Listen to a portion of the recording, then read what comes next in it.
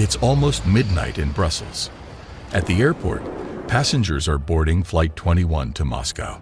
An Italian man named Terenzio Gallo is in an awful hurry to get on any plane flying west. He doesn't care which country. With a ticket to New York, he orders a drink and keeps waiting, extremely agitated. The TV is showing a street where all the people seem to have collapsed at the same time. People watching at the airport gasp in shock when they see the news anchor is also unconscious. Something very strange is going on, and Terenzio seems to know more than everyone else. He attacks a security guard and grabs his gun, forcing his way into Flight 21. Only a few passengers are inside when the door closes, not even the pilot there. So Terenzio has to yell orders to the co-pilot, Matthew. He says they must fly west immediately if they want to survive. Ignoring the crazy talk, Matthew tries to fight him, and the gun goes off. His left hand gets injured, and he can't fly the plane like that. Among the passengers is Sylvie Martins. Formerly a helicopter pilot, she volunteers to cooperate.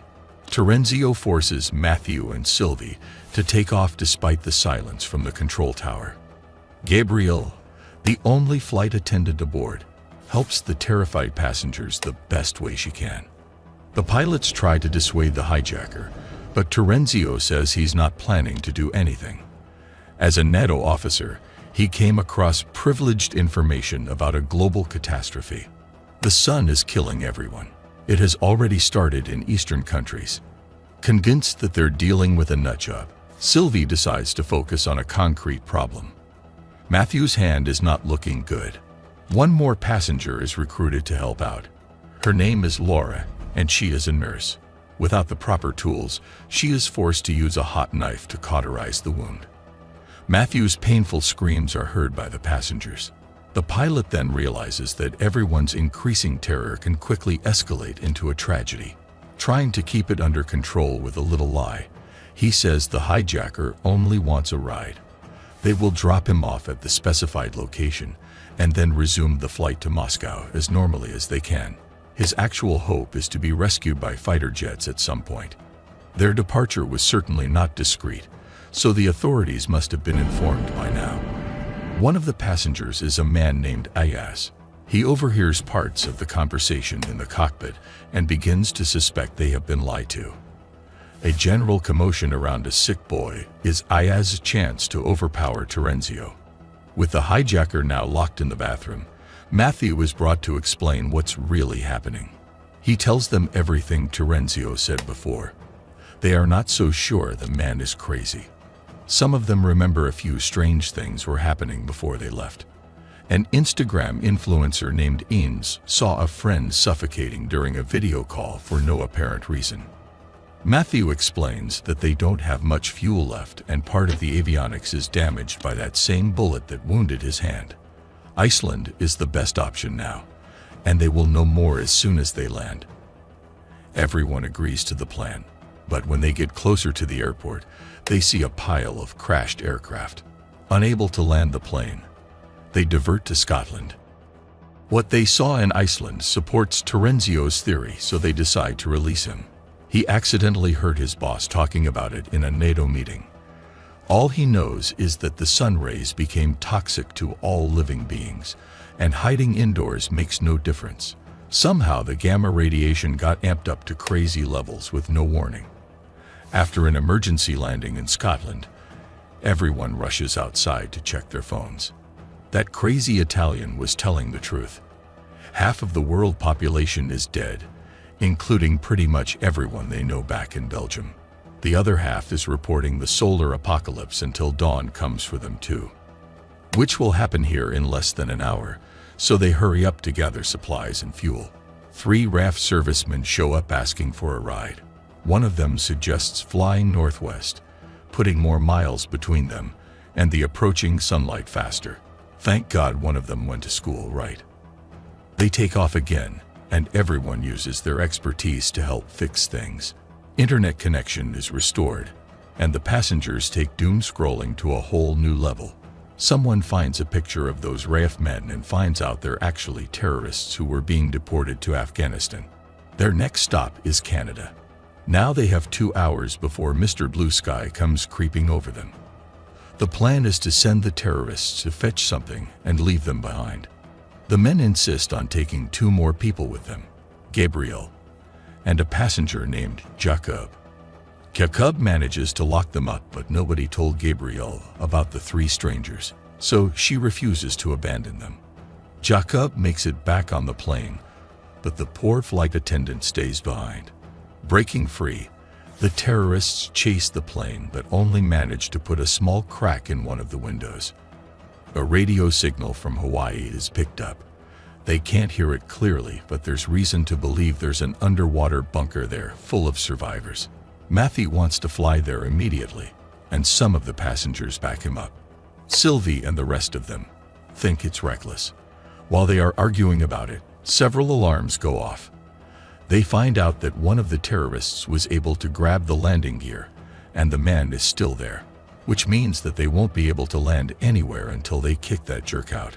Trying to shake off the party crasher, Matthew flies the plane to a much higher altitude. That totally backfires, though. The cracked window blows up, sucking the bejesus out of everything inside. In the best duct tape meme style, someone gets it fixed with a wooden board. Ayaz helps out a woman named Zara with a makeshift respiratory tube for her son Dominic. Terenzio gets rid of the terrorist, who is still hanging there despite every single law of nature. Hawaii is no longer an option after all the changes in altitude and wasted fuel. But another signal comes up, and this one is much more interesting. 2 people are talking, and one of them is in space. The other one is at a mysterious place referred to as Stara 17. It seems to be another kind of bunker where people manage to survive the sun. To learn more about it, they decide to return to Brussels. Terenzio agrees to take them to the NATO building where he learned about all this and help them find more information. Getting there, one group is tasked with refueling the plane while Laura and Zara take Matthew to a hospital because of an infection in his hand. Terenzio takes Ayaz and an older man named Rick to the NATO headquarters. Rick finds a recording about Stara 17. It's a bunker in Bulgaria, located under a dam. Just like the underwater bunker in Hawaii, it seems to be safe from the gamma rays gone wild. Terenzio and Ayaz were also supposed to be looking for something useful, but they decide to have a fist fight instead. What a pair of geniuses. Terenzio wins and leaves the other man on the floor, telling Rick he already left. On the plane, he fakes surprise at Ayaz's absence. They can't wait for him much longer, so Matthew starts the engine. His jaw drops when he sees a car coming their way.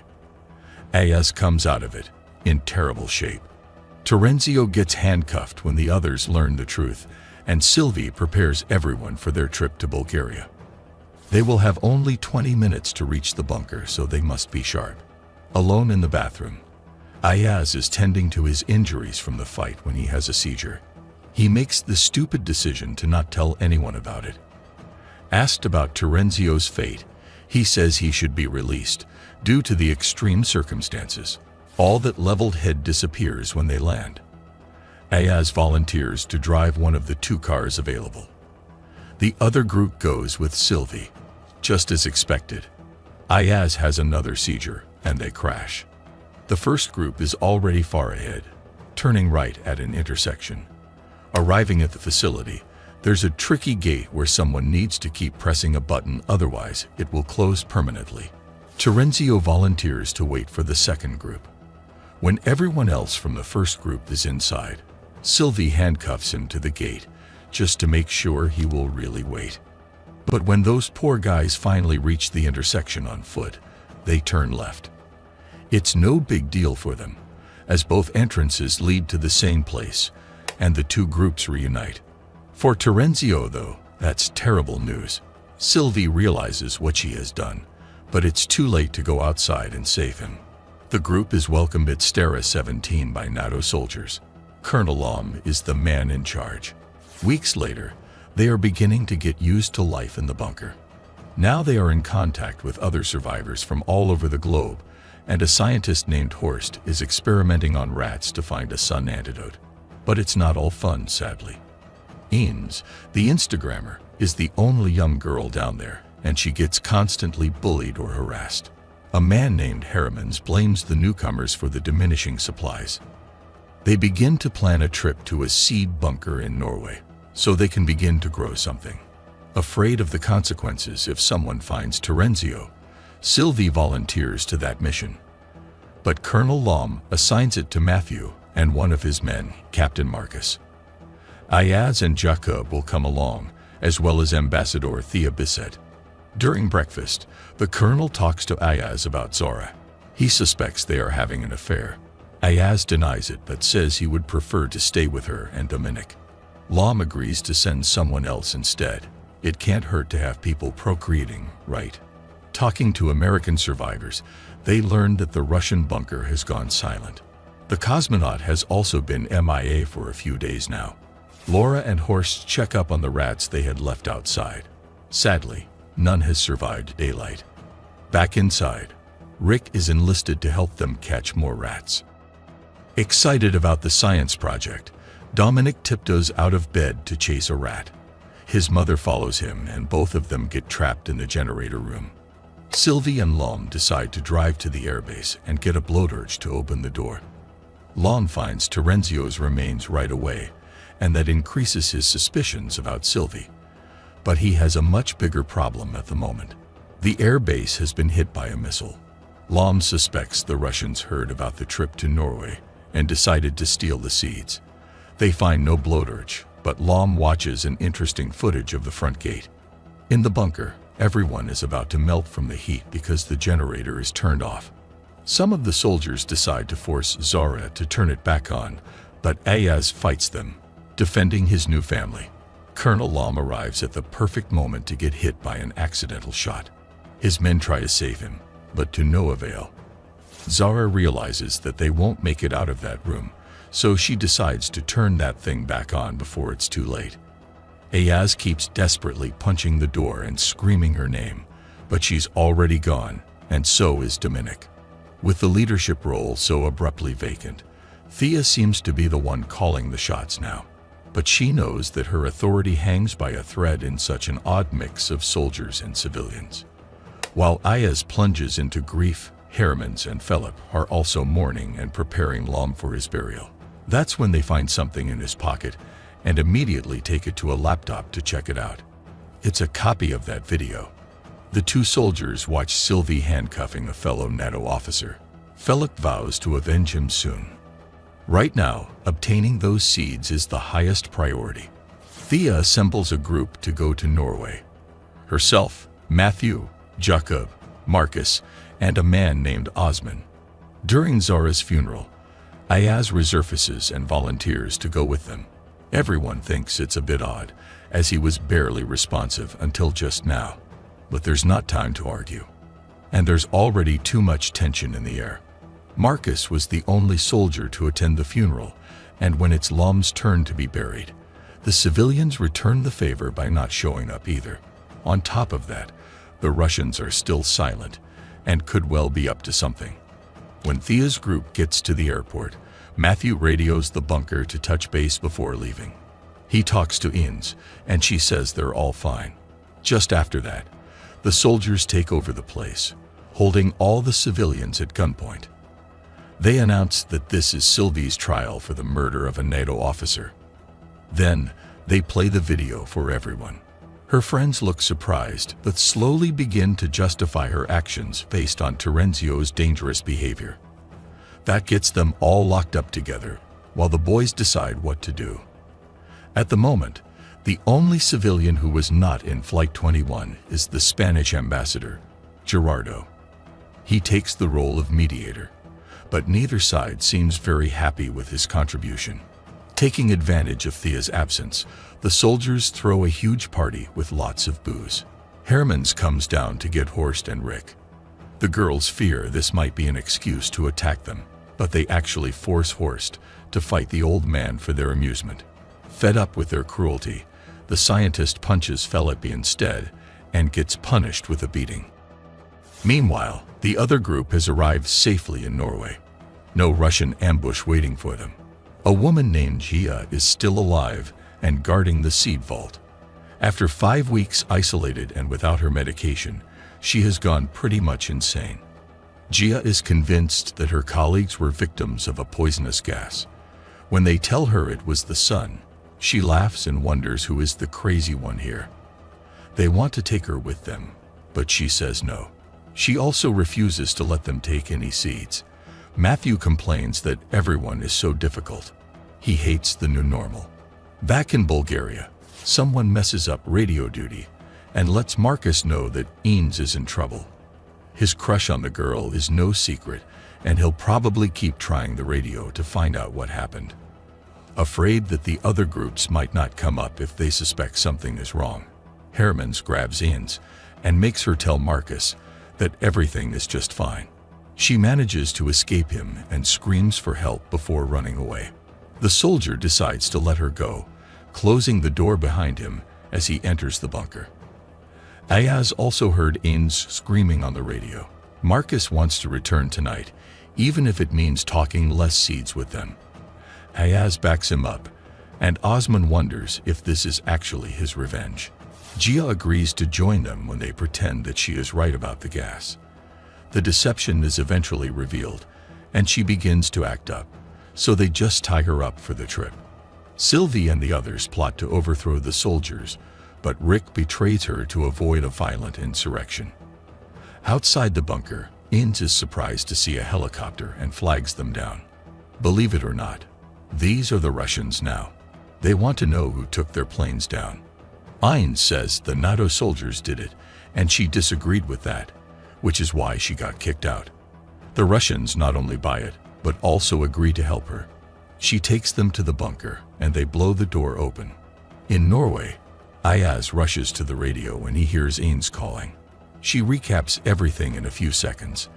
Maybe her next career won't be on Instagram after all. When Ayaz runs to tell the others, Gia breaks free, shuts the door to the cockpit and proceeds to destroy all the controls, to everyone's horror. In the bunker, there's a brief confrontation between soldiers and the Russian. It soon becomes evident that someone has attacked both groups, so they join force to find out who the enemy is. Gia succumbs to daylight, and the cockpit is cleared, but Matthew doesn't think they can fix the plane at all. Jacob's only hope lies in that secret enemy who's also after the seeds. A hostile visit is still company after all. Matthew looks like he could use a few Russians now. Realizing that they're stuck in Norway, Ayaz decides it's time for some reckoning. Marcus confirms his suspicions and confesses what he did. Zara and Dominic were not trapped by accident. He didn't know the door was so hard to open, but he was the one who closed it, following the colonel's orders. They wanted to scare the civilians and make them feel like they depended on the soldiers. Ayaz is about to pull the trigger when a Turkish guy shows up. He's with a group of researchers in a submarine. Pretty much the answer to Matthew's prayers. In Bulgaria, the remaining passengers of Flight 21 escape the bunker and hijack the Russian helicopter. To help them get away, Rick sacrifices himself, taking most of the soldiers with him. The ones left in the bunker are now left with no food and no way out. Nothing but a tiny little hope. One of the rats finally survived a whole day outside. And this is the end. This was a recap of the 2020 series Into the Night by Entre Chien et Loup, starring Jan Bayvuth and Nabil Malet. So, who were you rooting for? What do you think happens next? Let us know in the comments below with #CinemaRecap. Until next time.